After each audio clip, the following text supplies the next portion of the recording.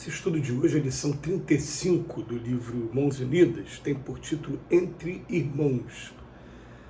Um tipo de beneficência indispensável ao êxito nas tarefas de grupo, o entendimento entre os companheiros. Não nos referimos ao entendimento de superfície, mas à compreensão de base através da paciência recíproca que se apresente na esfera do trabalho para a superação de todos os empeços.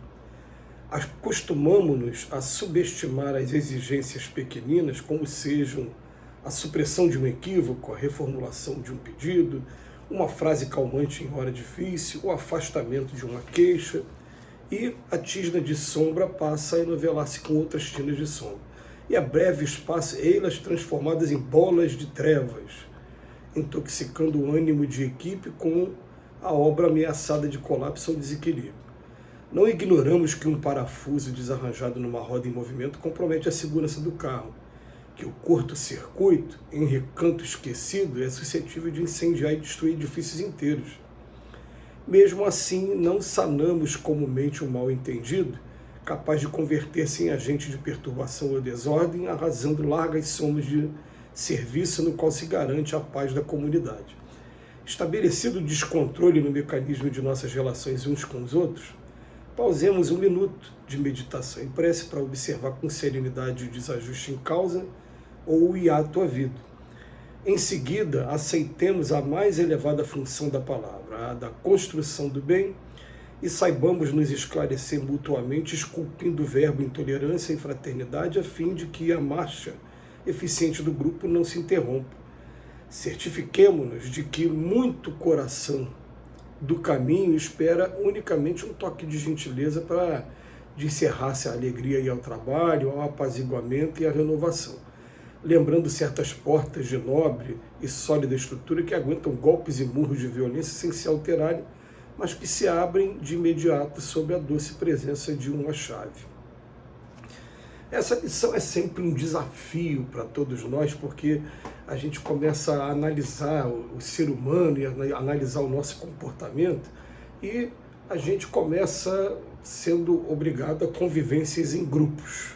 E quando você começa a conviver em grupo, o primeiro grupo que a gente convive, nossa família de sangue, daqui a pouco um grupo da escola, daqui a pouco o grupo do trabalho profissional, daqui a pouco o grupo religioso, são grupos que a gente começa a conviver.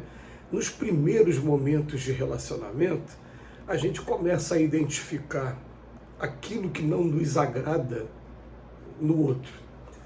Mas, ao mesmo tempo, a gente esquece de entender, até por falta de maturidade para isso, que ninguém vai mudar ninguém de uma hora para outra, a natureza não dá salto, e que você identificou aquele defeito, aquela pessoa vai continuar com aquele defeito durante um bom tempo, a menos que ela tome a iniciativa de promover a mudança. E aí que esse contato constante com o defeito do outro, que incomoda a gente, ele vai funcionando como alfinetadas, que no primeiro momento pode ser uma dor muito pequenininha, mas com o tempo ela vai criando rusga, ela vai criando feridas que podem chegar uma hora a tornar aquele convívio insuportável.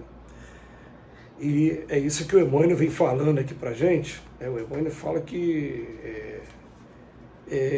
um tipo de beneficência é indispensável ao êxito das tarefas, é o entendimento dos companheiros. Mas ele fala, acostumamos-nos a subestimar as exigências pequenininhas, ou seja, a supressão de um equívoco, reformulação de um pedido, coisas pequenas.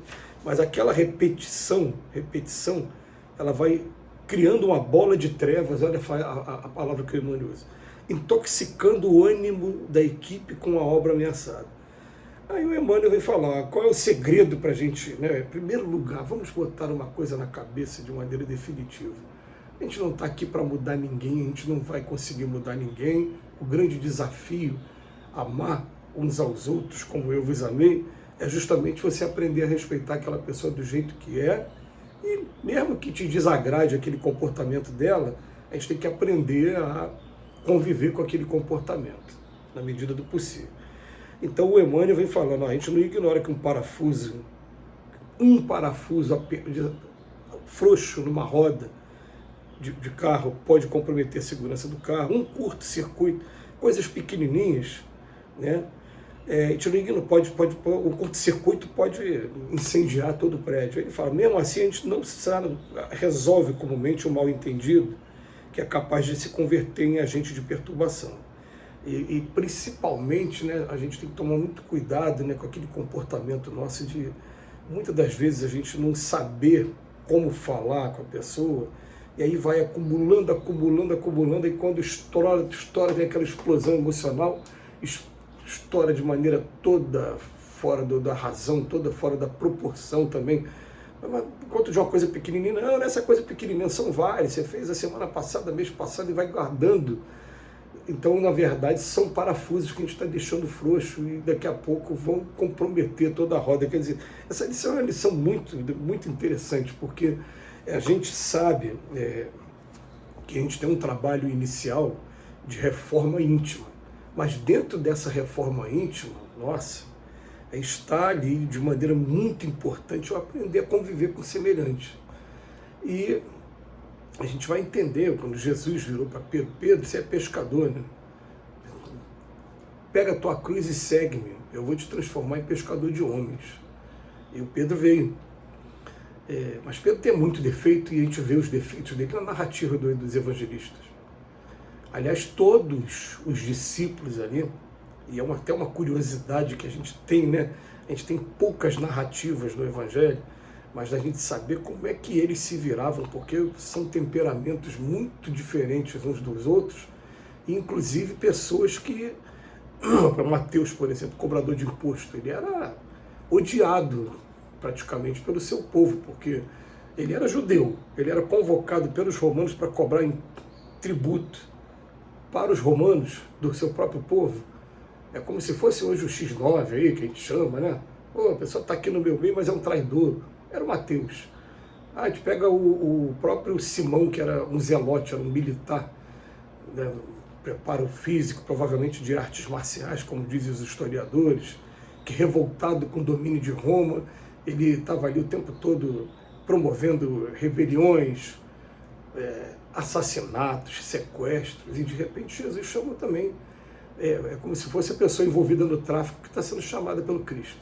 A gente começar a pegar os personagens da época e trazer para os dias de hoje. João era o apóstolo mais novinho, Tomé era o que duvidava de tudo, Natanael, tem um momento que Natanael fala no Evangelho de João, né? Pode vir uma coisa boa de Nazaré. Se estudassem a personalidade de cada um, é interessante, embora a gente tenha poucos elementos para isso, estou repetindo isso, mas para você ver que se não é fácil hoje, na época não devia ser fácil também. Devia ser muito complicado também. Mas o grande aprendizado nosso é aprender a amar o próximo como a si mesmo, e nesse amor, a gente, vamos colocar aqui, aprender a respeitar a pessoa do jeito que ela é, dando chance dela evoluir e respeitando mesmo os limites dela, que ela vai produzir aquilo ali. Se você souber, de alguma maneira, canalizar aquela pessoa, porque olha, o final da mensagem aqui do Emmanuel é espetacular.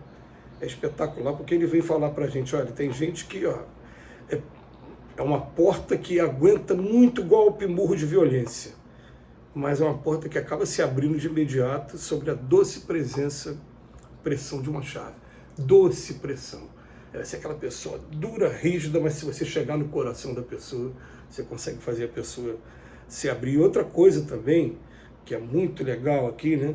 O Emmanuel vem falando que é para a gente botar uma coisa na cabeça, que muito coração do caminho espera unicamente um toque de gentileza para poder conhecer e se entregar à alegria, ao trabalho, ao apaziguamento e à renovação.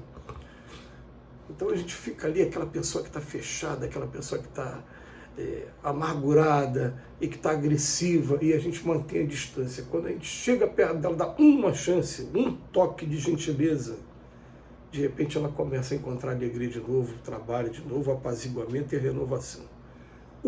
A gentileza nossa, é o que falta para a gente aprender a compreender a todos. Aquela pessoa que é difícil no trabalho, vamos tentar aproximar dela, vamos tentar, de alguma maneira, tirar essa pessoa da margem e trazer a pessoa para o centro, que foi isso que Jesus mais fez em sua vida com todos nós. Que Jesus nos abençoe hoje e sempre.